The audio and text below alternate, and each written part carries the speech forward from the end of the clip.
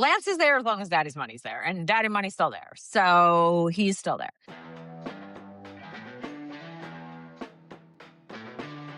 Welcome to Brand Formula, a new podcast focused on the marketing and brands at play in Formula One today. Your hosts are myself, I'm Mordecai, and my co-host is Elyssa Margulis. Between us, we have 30 years of marketing experience across agencies, in-house at brands, digital platforms, content studios, and more. We're also big F1 fans. Elyssa was raised on F1 from childhood, and I am a Drive to Survive COVID convert. Each week, we will bring to you our takes on F1's marketing paddock and beyond. We'll analyze the advertising and marketing moves being made, the audience as it continues to evolve across markets, and look at white spaces we think need to be covered. Who is seeing an ROI and who's DNF'd? Thank you for listening, and please support us by following wherever you follow. We are at Brand Formula Pod, and subscribe wherever you are listening. Now, let's talk the brand formulas shaping F1 today. On to the episode.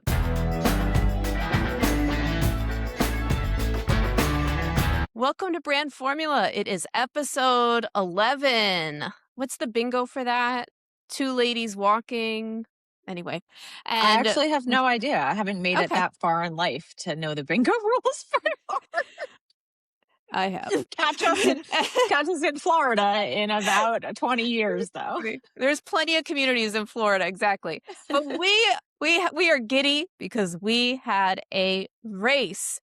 And from the get-go, you kind of just knew it was going to get wonky because there were 3 formation laps. I mean, you were traveling and watching. I had the glorious experience of just sitting with my Sky TV all weekend. We put out a little thing on our TikTok. I never need to see the marmot get hit again. But we had an amazing race. I mean, we needed it. We really did. It was so fun. I mean, I loved watching it.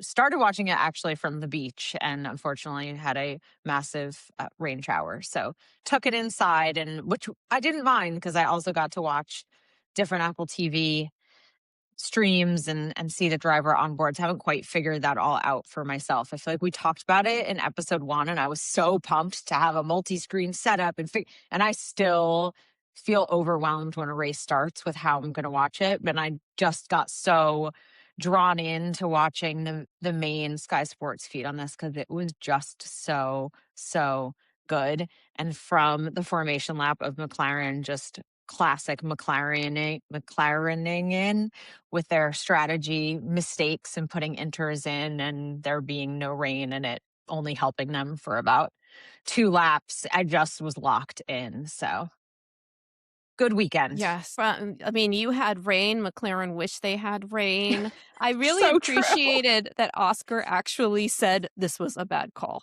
Like straight up. And oftentimes you kind of see them like zhuzhing around, making the statement. And he was just like, yeah, no, we got it wrong. This is like not good. But so that was one of the bad calls. There were a few. There was some bad karma around that space. Woof. There were some records being broken. Kimi 4 times. That's the first ever. He's the only young lad that has come into the sport. And from their first to their 4th, boom, boom, boom, boom, boom. Amazing. Youngest world championship leader, just iconic. I love that he left nothing out there. He was not going to go down without trying his hardest. And I was so just, my heart was so warmed with his radio messages with Bono. Just calm, just win your race, stay relaxed. I love their relationship. And, you know, I loved hearing Bono in Lewis's ear for all of those amazing championship runs, knowing that he's now talking to Kimi, it's the future of the sport, is just so amazing. And he has so much raw talent. It's unbelievable. And obviously we don't mince our words here, but we are definitely not George Russell stans. And so seeing him have a 19-year-old teammate just in his gearbox lap after lap and overtaking him. And while George was out through no fault of his own, I clapped and I screamed, and probably not good sportsmanship for me, but definitely not good sportsmanship for him at the end either. So, Well, I think it was a very good example of the, do as I say, not as I do. But I think what I really saw from my own just viewership of Kimmy was when he was on that podium with Lewis and Max. It felt so earned. It didn't feel like not that he didn't deserve it. I mean, it would never be like that. He obviously won the race, great, but you felt like you were watching history be made. Like oh, he's going to be yeah. a world champion, and he's on stage with, what's that, 11 world champ. Well, we have to fight over one on Well, what the we'll split talk is, but about we'll what the still say numbers are, 11. but We'll still say 11 they looked championships. the pictures of that podium were, even if you are not a Formula One fan, even if you're not a sports fan, you can see pure happiness and accomplishment through those photos, even if you don't know the history and the lore of those three men standing on that podium. And Mhm, so I loved it. And, I'm not a Max fan, but I have come to respect Max in the last year and a half in a way that I hadn't same. before. And seeing him in the way that he is supporting Kimmy and how happy he was to be there with Lewis put him in a different light for me too. So I loved Yeah, that. I mean, we obviously were a podcast where we do talk about the branding and the marketing, and it really was just such an occasion that sometimes the sport is so great it outshines it all.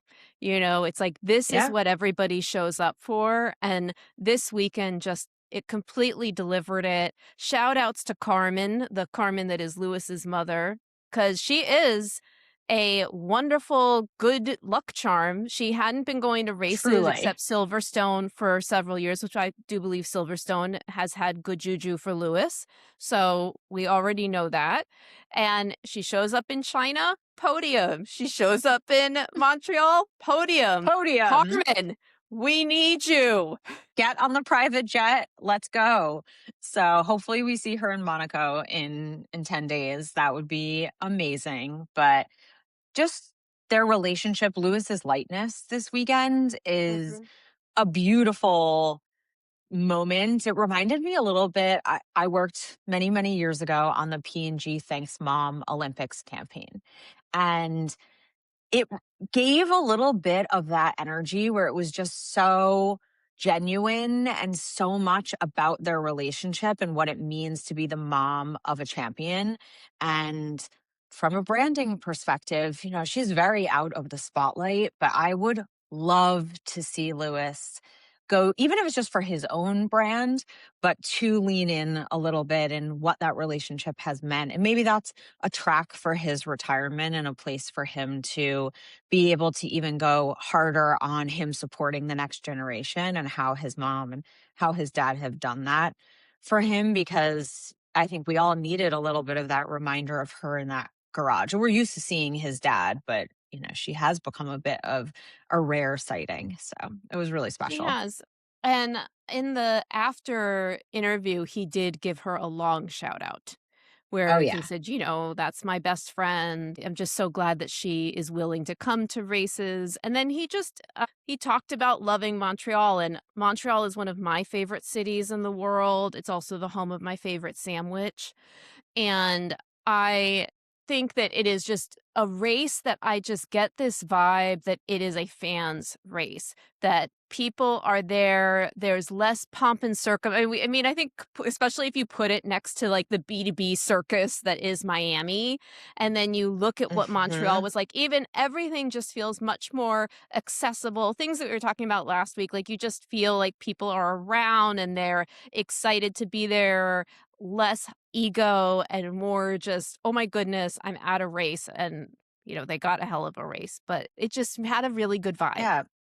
It does feel, we obviously did a whole episode about branding of cities and how cities are marketing themselves as destinations for Formula One. But I do feel, and it's early, this is usually, we don't see the Montreal race until later in the calendar. So this was also a bit earlier. So we have less maybe to compare it to, but they have such a long standing history of embracing Formula One for the weekend and turning the whole city into something that you can be a part of. And since I had just been in Miami, seeing all that footage from Montreal also reminded me, one, how walkable and accessible of a city it is and how easy it is to be able to travel through those different activations. And they create maps for the city for fans to be able to know where all the different zones are and the activations. And they rename streets, and the parks are all F1 themed. And it was like kind of an aha moment to me that I can drive to Montreal in 6 hours. There is no reason for me not to be at that race next year, because I want to see that. I want to experience that and get a little bit of that dichotomy of how just commercialized Miami is versus how embraced and authentic and fan led Montreal is.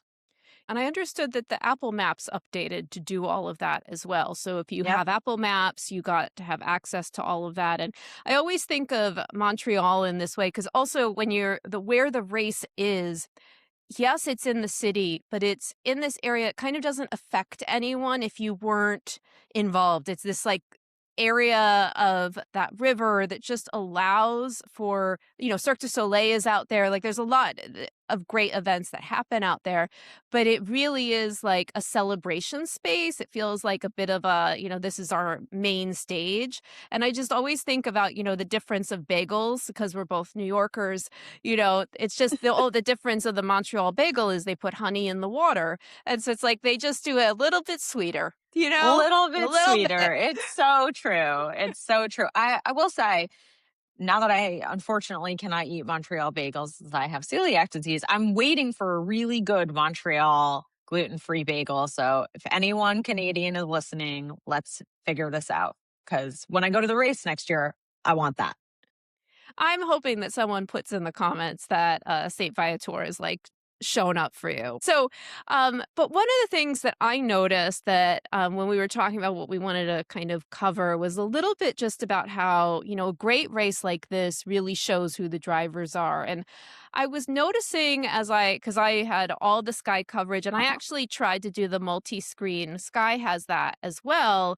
And I was playing with it, but I couldn't get it away from George because he was in the first. I was like, that's just not an experience I wanted to have. So we move. But I noticed that, particularly like Lando, there's a very viral clip of Lando after, he had to leave the race and he's mobbed by lots of people. You see different scenes of Colapinto being mobbed. And that is the nature of the paddock, people taking selfies and signing things. And I noticed quite a low volume, and yes, we have our George bias, there, but I noticed a low volume around George, almost akin to which I do not compare these two because I think George has a great fan base. I think he deserves to have that fan base. He came up with all those guys. But when I was watching Lance, it just became uncomfortable because I have been being served, on our social channels as with everyone. And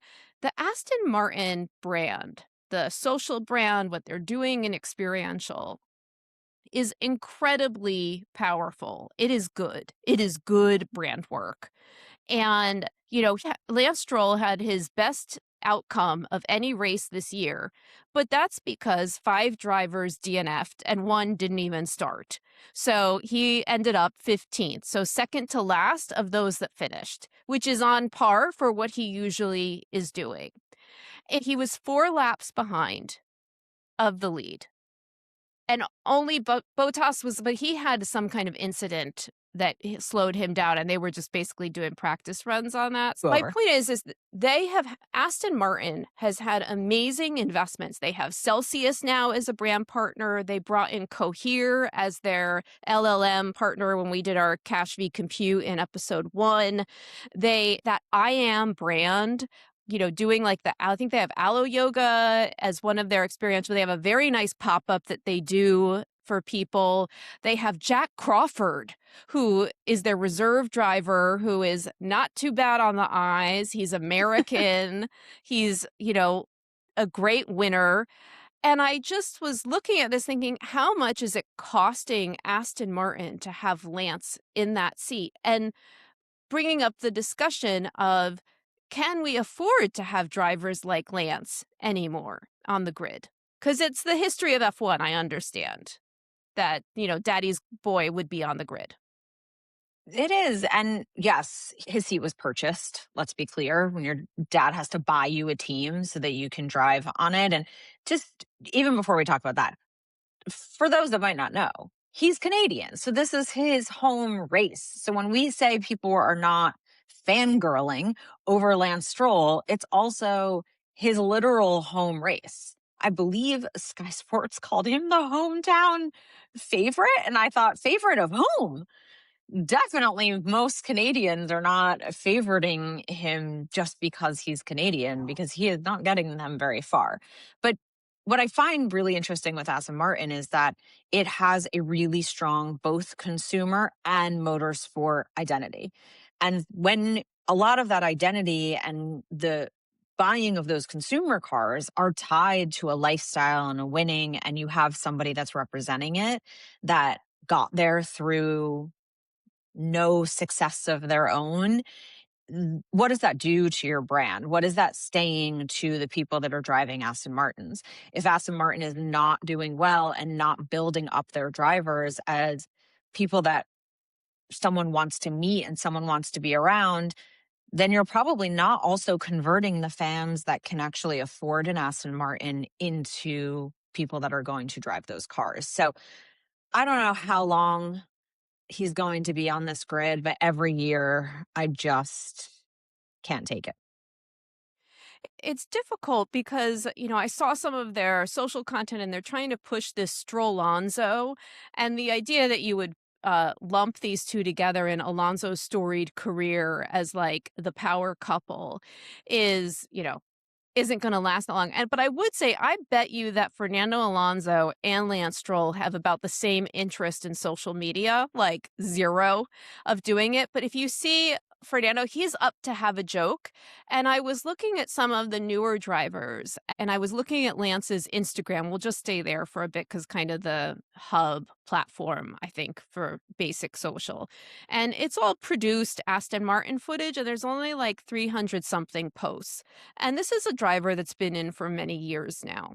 And then you look at like your Liam Lawsons and your Lindblads, who are just a little bit under Stroll in terms of followers, but they are building their brands. They are, Lindblad's a few races in to his F1 career, Lawson's on his journey.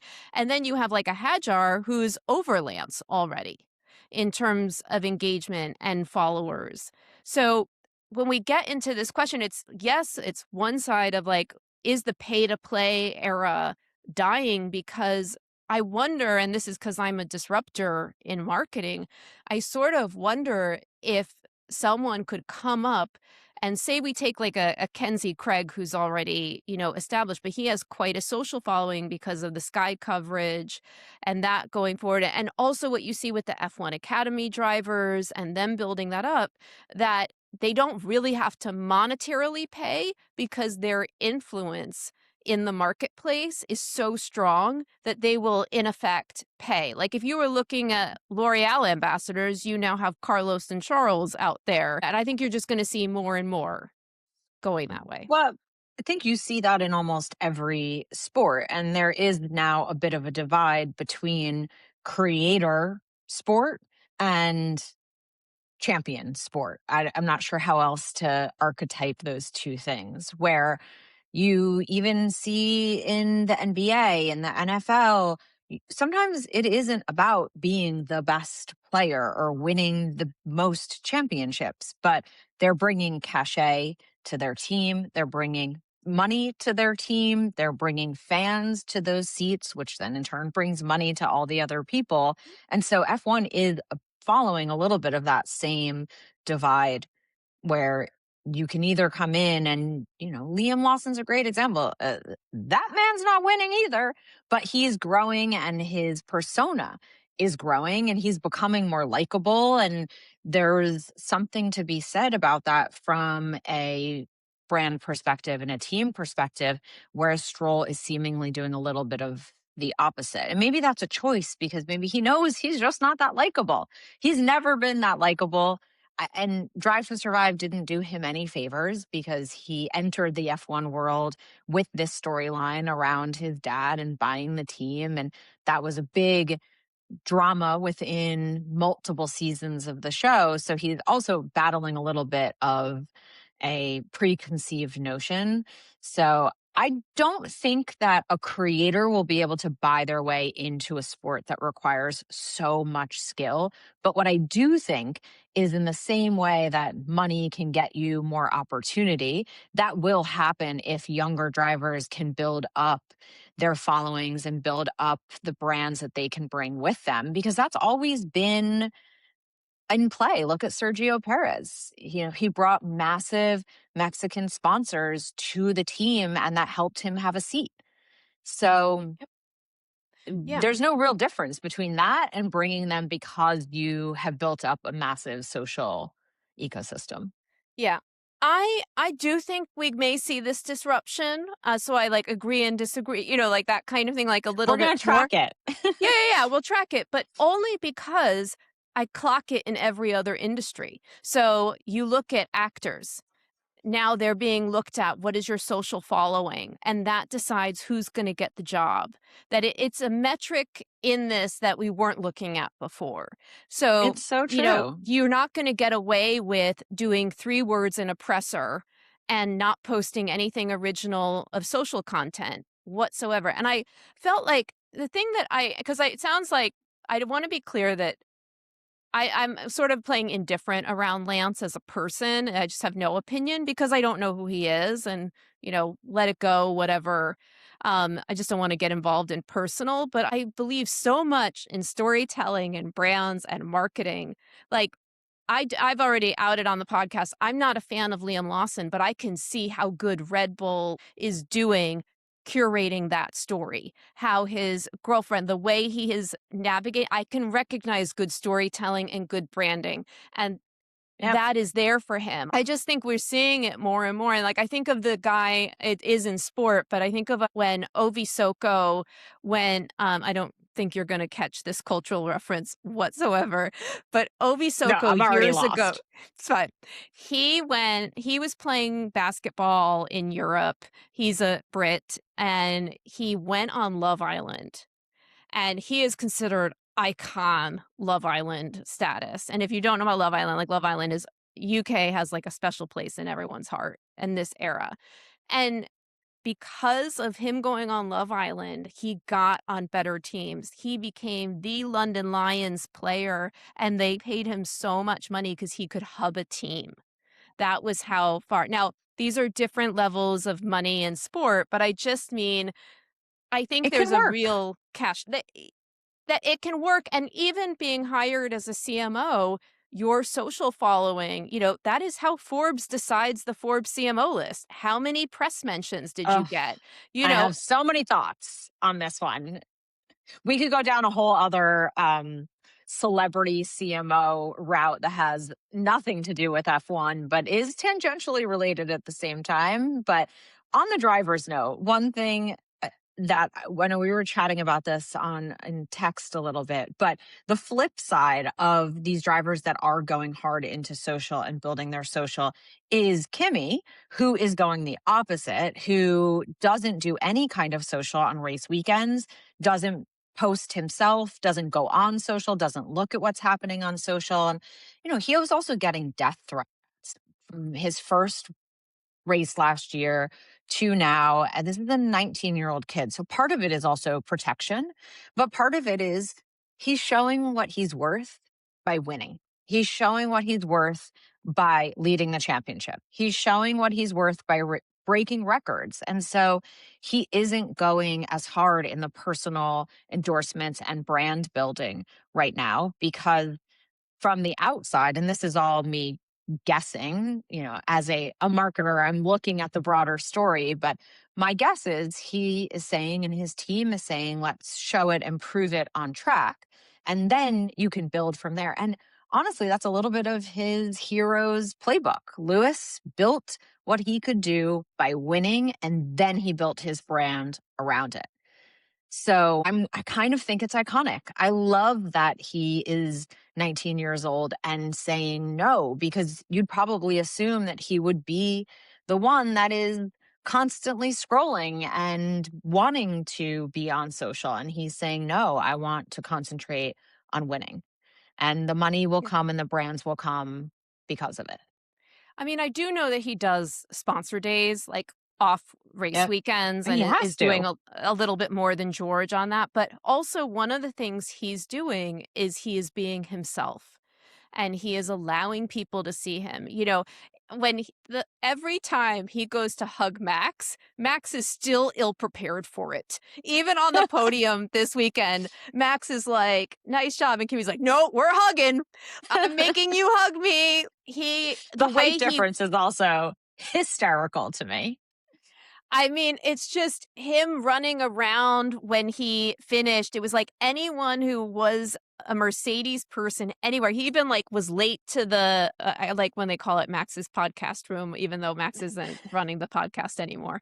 But in the afters room as they're preparing to go to the podium, that he was late to it because he was thanking everyone. And this kind of goes back to what I was seeing with George. When George won the sprint, there were about 4 or 5 Mercedes people, and they were all the content creation team.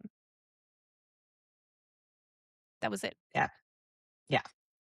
Well, look, George's brand is also a little bit more of your old school British, super media trained, very proper, very much guarded, wall up. There is not a lot that is authentic and feels genuine, is the only word that I can think of with George. It does feel very untouchable and very unattainable. And Kimmy's excitement and youth and just the way that he embraces what he does and the people around him who does that, whether they be fans or whether they be engineers, is also what people are craving right now from a storytelling perspective. That is what Mhm. is working right now. People don't want, well, some people want super, super polished, but even in those super polished storytellings, there has to be something that you want to feel, see, believe in, talk about. Or you go the flip side and people just want to see you being you. And George is riding this weird in between where he's trying to be this persona and trying to be authentic, and neither one is hitting. And so I don't know if that's a Yeah. brand storytelling problem or just a him problem. Well, I think he has redemption is available to him. He is the student. And his statement after the race, very good sportsmanship. And what I mean by that is very good gamesmanship. If he said, this is now Kimmy's to lose, I don't see myself, in this anymore. Like that to me is good gamesmanship. Yeah, I mean, we're 5 races in. Can we also, let's 100%. not forget, we just had a year. We literally just had 2025 where we had a very similar story playing out. We had Max all the way back in the points, and not to compare Max and George together because that's no comparison, but no one is out right now, and a defeatist attitude is surely not going to get you to the front. So I'd even more say Oscar was winning all of these races last year and then it stopped. But I just think that they have the ability to tell the stories in a different way. And what Lance is up to, like what Lance's social looks like.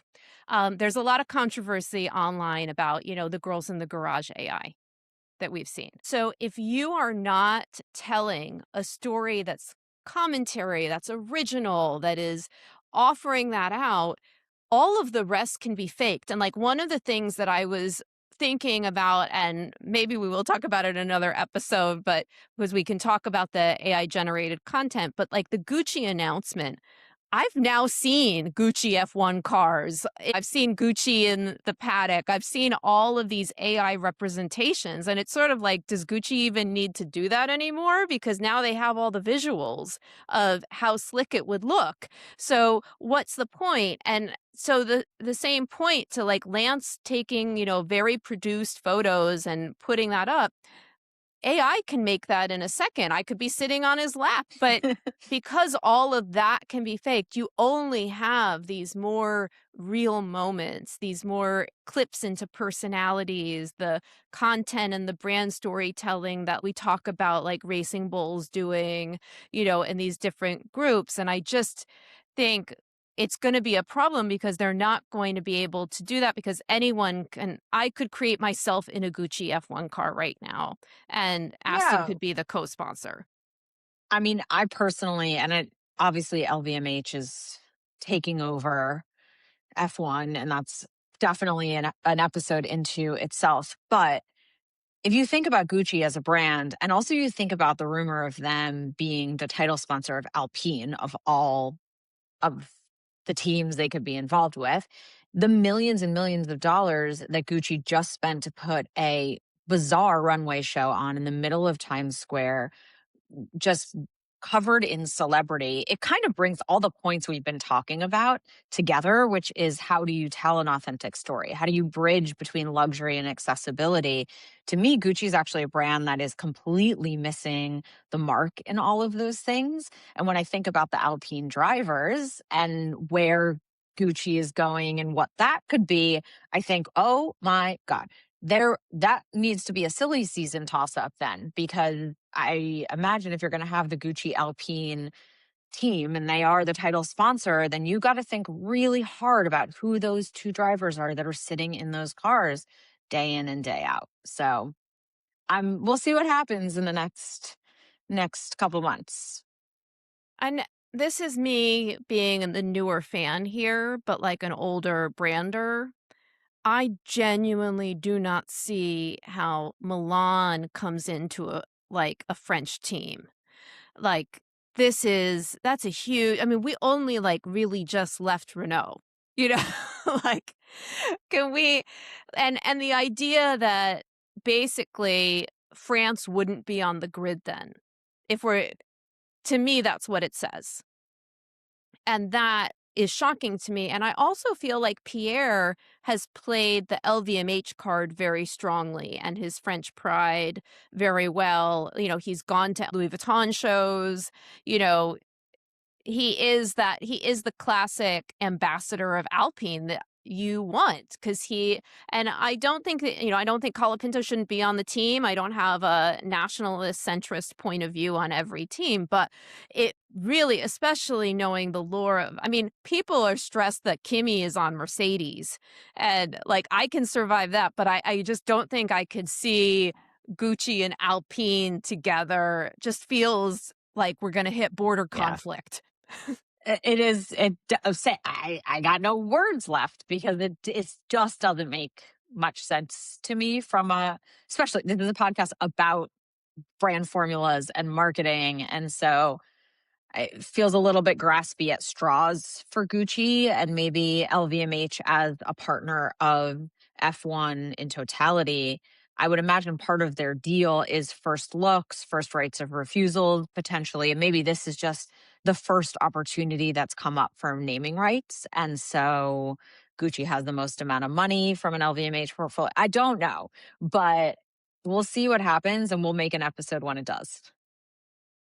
Yeah, like I said, I kind of appreciated the AI visuals, but this is not what I see for the future of the sport. It feels disjointed. I think it will feel muddy. It doesn't scream it for me. I'm not saying it, but there No. we are. I mean, I would love to see if I'm thinking about the clothing brands that I want to see on a car, I kind of want to take it back to the Benetton days and see Gap Yep. on the side of an F1 car and really be able to bridge that luxury to accessibility space because that's something Gap is doing so well under Zach Posen. I think the Mhm. Met Gala is amazing proof of being able to market and be completely unattainable and completely attainable at the same time. So Mhm. to me, I would far prefer something like Gap than I would to something like Gucci. And we are definitely in an era too where throwing these logos around just doesn't mean what it used to. And I think that's part of the problem and the identity that some of these luxury brands are seeing and why F1 is a place that they think that they can solve for it because the fan base is so mixed. You have your ultra luxury, high net worth, you have your new fans, you have the biggest, fastest growing fan base being women 18 to 24. And that to me is where your hard stop should be. Wait, women 18 to 24 are not the fastest growing luxury logo soup consumer. So, does this make sense? And is it going to be a place where you're going to be able to convert down that funnel? Or are you spending a lot of money for something really splashy that's not going to get you anything more than press and earned media? And it takes me back to sort of this appreciation of what Aston Martin is doing and sort of the concerned auntie on the Lance front. Because what the I am does, I am immediately takes away the hoity-toityness of Aston Martin. It's it's an inclusive statement from a we're talking brand formulas here. You say I am, that is an inclusive statement. You are telling me that I am a part of. You are telling me that I can be something in this space. That is the communication that they are offering. The fact that they're going into now, like I have my opinions around just doing experiential, but the wellness stuff, the yoga, the juices, the opportunities, the like mid-level kind of curation, that Lululemon aloe level. So you're just a little bit premium in that space. What we're seeing with them do, I just think is so smart. And I guess this is the problem. If you're going to deliver so smart, and we haven't even talked about the Adrian Newey side of this, that, they're making such smart business decisions. How long can they hold on to this horrible one? Well, they From a have to hold business on. perspective, Yeah, as long as the money is there. Lance is there as long as daddy's money's there, and daddy money's still there. So he's still there. he's got a But board. Aston, they also are being very smart because, to your point about experiential, they have the legacy part that they can lean into as well, which is another place that, especially for the younger fan base and the women that are entering the sport, are also getting very invested in these kind of niche luxury vintage. They love their vintage clothes. They love their vintage bags, vintage cars, vintage watches. There's really, really big communities that are forming around that. And Aston's been really smart because they have that to lean onto. It's actually something I've been kind of surprised that you don't see Mercedes doing or even Ferrari. They show up with classic cars sometimes in cities, but there's a merging that could happen, especially again. I know, we're women and we love to bring up the fact that the fast growing fan base is women, but like we love cars too. We don't just love watching motorsport. We like to be a part of something. And that's something that Aston has been able to do through these experiences. So I'd like to see them lean a little bit farther into it. It may actually help them because they could separate that story a bit from the drivers because, Mhm. we love Alonso, but he's not exactly the most like warm and fuzzy, want to rally behind guy. And then you have Lance. And so Aston building their brand is one of the smartest things they can do. And leaning on some of that history and the experience and the feeling is super smart. Well, if I was Jak Crawford, I would hire a very good social media team for my own self, and I would do what every American driver for the past few years has tried to do for themselves and failed. And I would come out as strong as I could. I would just really start marketing myself so that I'm irresistible because Oh, yeah. I think he obviously has the skills. And I just, you know, when he drove in Japan, I was like, I didn't know that was happening. in the garage of Aston Miami, Martin. if he has a seat next year, I mean, I can't even imagine what Miami will be like because we've not had an American driver to really rally behind in so long. Yeah. So, Yeah, he's got it going on. And, I think the bottom line is, though, what we're saying here is the formula is that you have a story. And if your story is kind of just the brand book, your brand guidelines, like look at camera, left, side shot, full body race suit, and that's all you have for the season, it's not going to really pay off for the team, and it's, a scary thing. So, I think it is that, if you don't have a story, then you're not going to be able to be in the game. But if you can tell the story, then you can maybe be on track. I'm an optimist. I like to see disruption happen. So I'll believe in that.